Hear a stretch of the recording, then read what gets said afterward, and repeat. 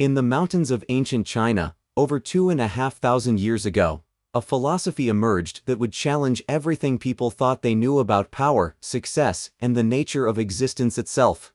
This is the story of Taoism, the way of water. The story begins with a man whose very existence remains shrouded in mystery. Lao Tzu, literally Old Master, may have been a court archivist in the Zhou dynasty, or perhaps a composite of several wise men. Legend tells us that as the kingdom fell into chaos, this elderly sage decided to leave civilization behind. The legend says that at the western gate of the kingdom, a border guard recognized Lao Tzu's wisdom and begged him not to leave without sharing his knowledge. Reluctantly, Lao Tzu sat down and wrote the Tao Te Ching, literally the classic of the way and its power.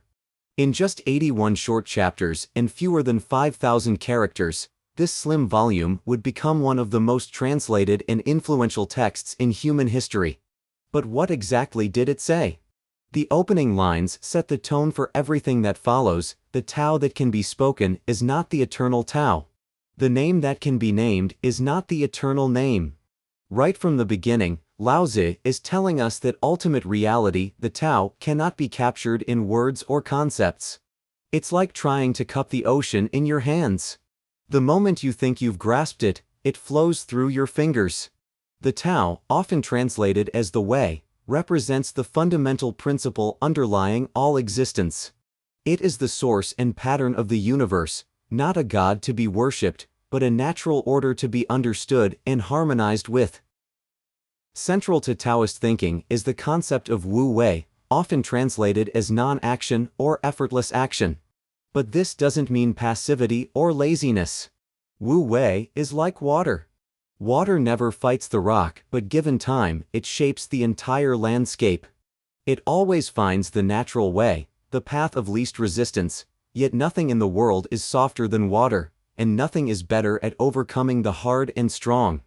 In practical terms, Wu Wei means working with natural forces rather than against them. In leadership, it might mean creating conditions where people naturally want to excel, rather than forcing compliance through rigid control.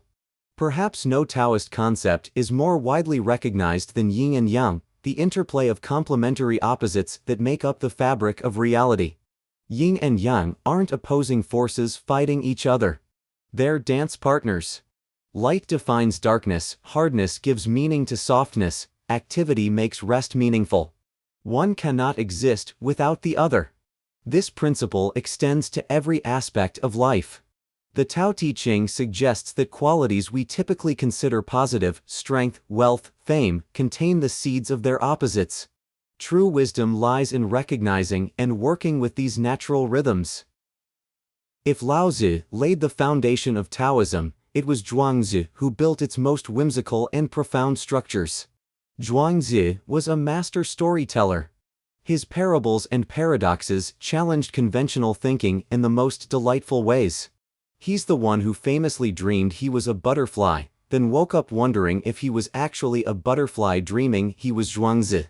Through his stories, Zhuangzi explored themes of relativity, transformation, and the limits of human knowledge. He suggested that our perspectives are always partial, our certainties often illusions. One of Zhuangzi's most famous parables tells of a carpenter who dismisses a massive oak tree as useless because its wood is too twisted for building. The tree appears to the carpenter in a dream, saying, "I have been trying for a long time to be useless. It almost cost me my life several times. But now I have achieved uselessness, and it is extremely useful to me."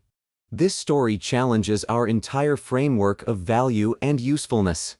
Sometimes what appears worthless by society's standards may have the deepest value of all, like rest in a culture obsessed with productivity, or simplicity in a world of endless consumption. Over centuries, philosophical Taoism evolved into religious Taoism, complete with deities, rituals, and a quest for immortality that would have amused the practical Lao Tzu. Religious Taoism preserved and transmitted the wisdom of the ancient masters, but it also developed its own rich traditions, internal alchemy, meditation practices, and yes, the search for physical immortality. The quest for immortality might seem to contradict the Taoist acceptance of natural cycles, but these practitioners saw it differently. They believed that by perfectly harmonizing with the Tao, one could transcend ordinary limitations. Religious Taoism gave us colorful mythological figures like the 8 immortals, eccentric characters who achieved immortality through various paths, from scholarly study to drunken revelry to compassionate healing. Taoist principles profoundly influenced Chinese culture, from garden design and poetry to medicine and martial arts. A Taoist garden isn't about imposing human will on nature. It's about creating a space where natural forces can express themselves beautifully. Every element, the placement of rocks, the flow of water, the pruning of trees, follows principles of natural harmony. Traditional Chinese medicine is fundamentally Taoist in its approach. We don't just treat symptoms, we look at the whole person and how their energy, their qi, is flowing. Disease is seen as disharmony, healing as restoration of natural balance. True martial arts based on Taoist principles aren't about aggression or dominance. They're about sensitivity, timing, and using an opponent's force against them. The highest level is to win without fighting at all.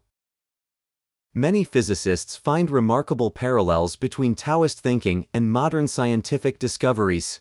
The idea that observer and observed are interconnected, that reality is more process than thing, these concepts echo through quantum mechanics and systems theory.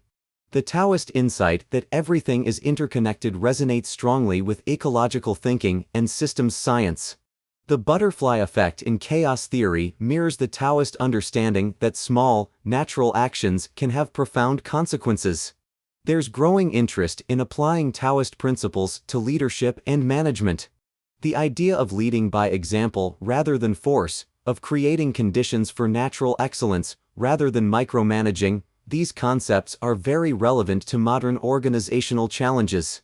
But can ancient wisdom, designed for a simpler world, really address the complexities of modern life? Environmental movements worldwide are rediscovering Taoist insights about living in harmony with natural systems rather than trying to dominate them. The Tao Te Ching's warnings about overconsumption and the value of simplicity feel remarkably contemporary. In our hyperconnected age, Taoist principles about simplicity and natural rhythms become even more relevant. How do we maintain our humanity and connection to natural cycles when we're surrounded by artificial environments and constant stimulation? The beautiful thing about the Tao is that it doesn't change, even as the world transforms around us. Water still flows downhill, seasons still cycle, and people still need to find balance between effort and ease, between holding on and letting go. If the legendary Lao Tzu could observe our modern world, what might he think of traffic jams and social media, of climate change and artificial intelligence? Lao Tzu would be amused by how complicated we've made things. The Tao Te Ching repeatedly emphasizes simplicity, naturalness, contentment with enough rather than always wanting more. These seem like exactly the insights our complex world needs. There's a beautiful paradox in making a documentary about Taoism. The Tao that can be filmed is not the eternal Tao.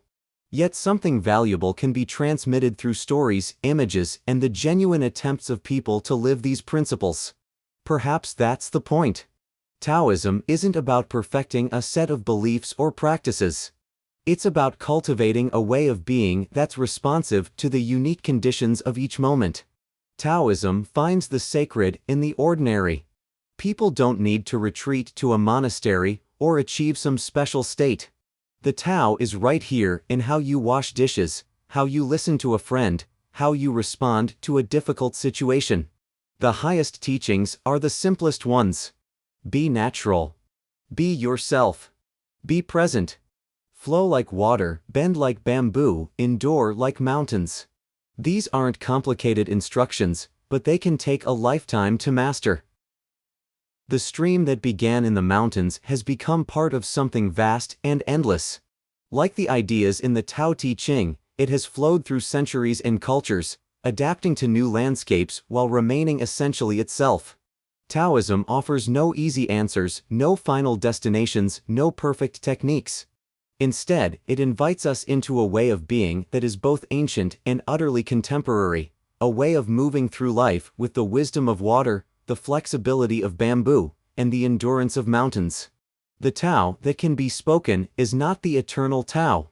But in the silence between words, in the space between thoughts, in the pause between breaths, perhaps we can sense it, the way that is always here, always now, always flowing. The way of water continues.